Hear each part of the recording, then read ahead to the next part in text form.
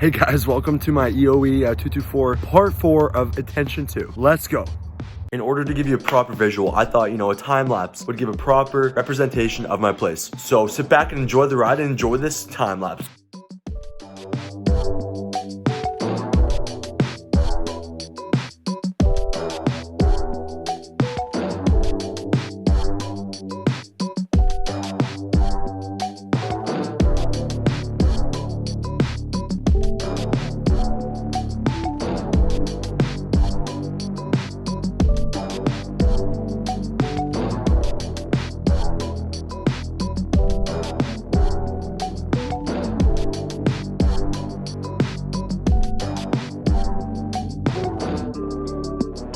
So, to kind of bring the cat out of the bag, this is my place.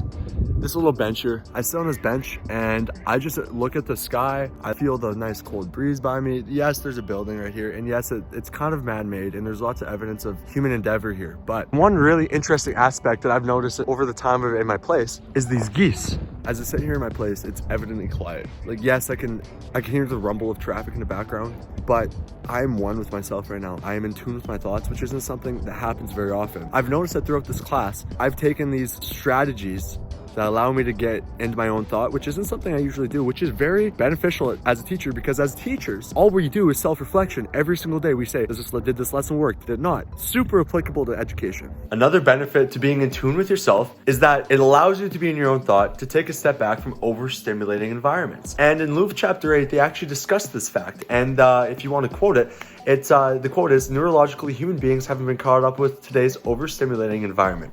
The brain is strong and flexible, so 70 to 80% of kids adapt fairly well." Okay, 70 to 80% of the kids adapt fairly well, but what about those other 30 to 20% of kids? Being in nature and having these solo times for reflection can really benefit these students in a way that medication necessarily can't. Or even if you have students that give you challenge within the classroom, and by that what I mean is those students that are disrespectful and not necessarily the role model of perfect students. Solo times can be an opportunity for them to take a step back and allow them to de-escalate the situation. As we discuss change within our place, I just wanted to relate it back to the journal article from part 3, which is also known as A Surprising Discovery: 5 Pedagogical Skills Outdoor and Experiential Educators Might Offer More Mainstream Educators in This Time of Change. I'm not going to try to do the authors because they have hard names. So, to relate it back to that article, they discussed how we have to be lateral thinkers. And when you think about being in the outdoors, it's constantly changing. You have to be a lateral thinker. You have to be willing to adapt to the environment you go in. In the journal article, they worked in these outdoor schools. And with these outdoor schools, they had to plan for things such as weather. And when you think about the traditional school, we don't have to consider things like weather as much. So it's having our time in place shows how much of lateral thinking we have to put into becoming outdoor educators. I wanted to notice this little lake back here, but it's actually where all the geese decided to migrate during the winter season. So as it got colder and the Wascana froze over, I noticed that the geese adapted to living on the lake, and they have their own personal little lake, is what I like to call it. And this happened over the course of it getting warm and cold, warm and cold. See, because when we had that giant snowfall and Wascana froze over, we've been getting like +4, +5, and that results into the lake. And these geese love it. There's a bunch of geese out there right now, actually. Through class discussion, it really opened my eyes up in the sense of looking through nature in the lens of First Nations peoples. Throughout class, we had small group work on how to tie back to First Nations teachings. Well, in this scenario, with the lakes melting the ice on top and making these mini lakes, can leave for opportunity to tie back to subjects such as science or even indigenous teachings. When we discuss factors such as ADHD and attention disorders in the classroom, doing these outdoor kind of activities is super beneficial, and I agree 100%. When I'm out here, my mind is focused on one thing, and that's myself and the environment I'm around. When we have kids and students that struggle to maintain focus, yeah, you could argue that there's more distractions out here, but when you're outside, you don't feel so caged up. You don't feel so confined to a space. And I really think that's beneficial to those children that suffer from these attention disorders.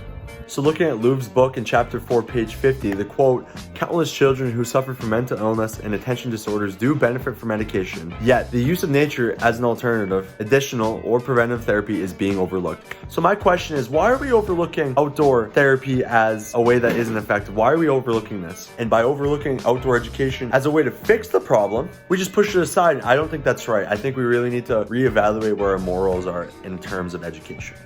one big question I have is, why aren't we focusing more on the outdoors? We see so many benefits from being outside. Being outside is super beneficial, but we don't even bother to look at it. And as I said in my journal entries and stuff, I believe it's because prescriptions make more money.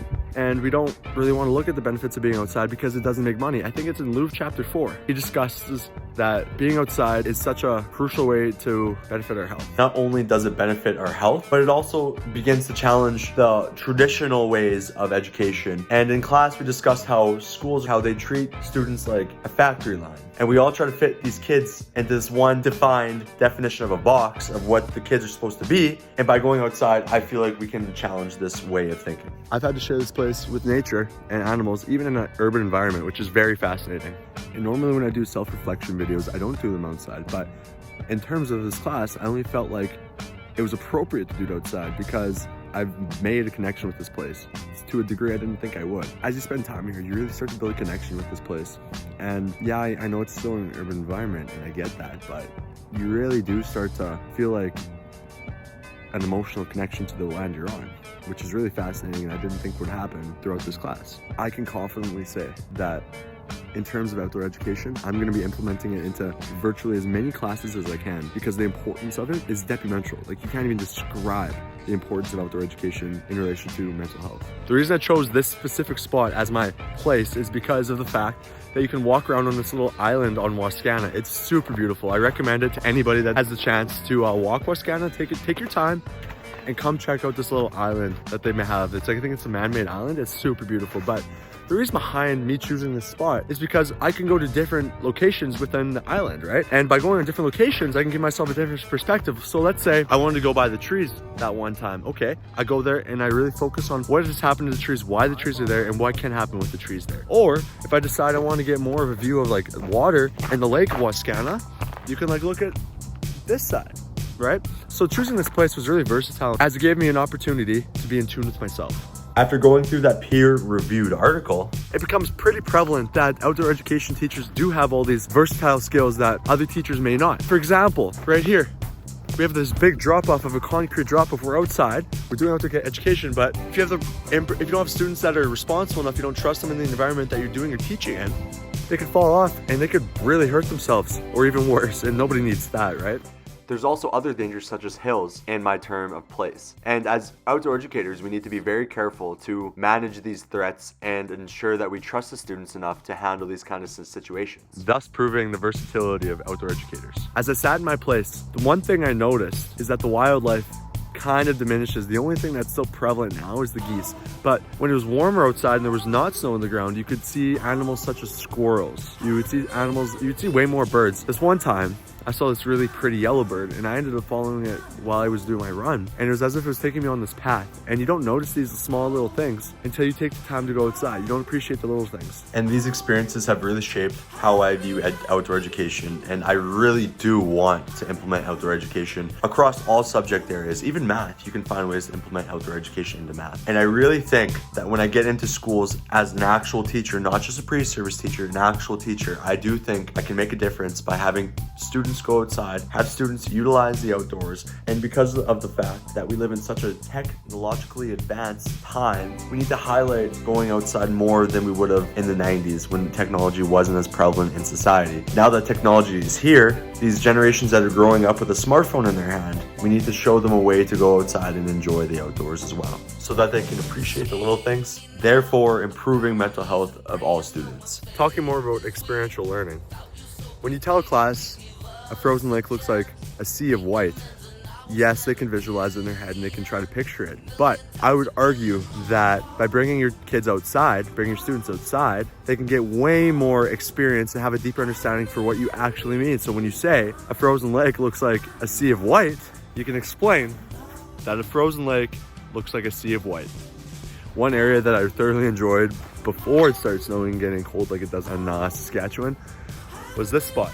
Yes, it's man-made, but during warmer months, the water flows off of that and it just drips, and it's super peaceful because in this walkway, you're actually dry, but you get the nice feeling of a waterfall within a city. And how many waterfalls are in Saskatchewan? Not that many. So having our own little man-made waterfall was quite unique to my place. As we went through the semester, I know that my passion, it's in outdoor education. And, you know, when really thinking about it, is it going to be easy to implement outdoor education in all subjects? No, it's not. But I really hope that over the course of time, over the more experience I get as a teacher, I'm really hoping that I can start to begin to put my foot in the door with admin, so I can start to really hash out the benefits of outdoor education with my students, because I really do think that there is potential for everybody to better themselves by being outside. And I think it's an aspect of our lives that we don't think about enough, nor do we nourish enough.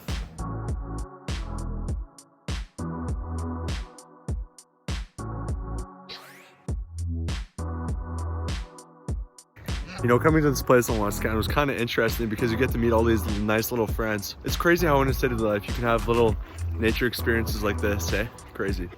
Overall, as I leave this place, as I leave this semester, as I'm finishing this class, I feel changed as a person. I find myself thinking in different ways I never thought before. And I want to say thank you for a wonderful semester, and thank you for watching. Hope you have fun grading this. Bye.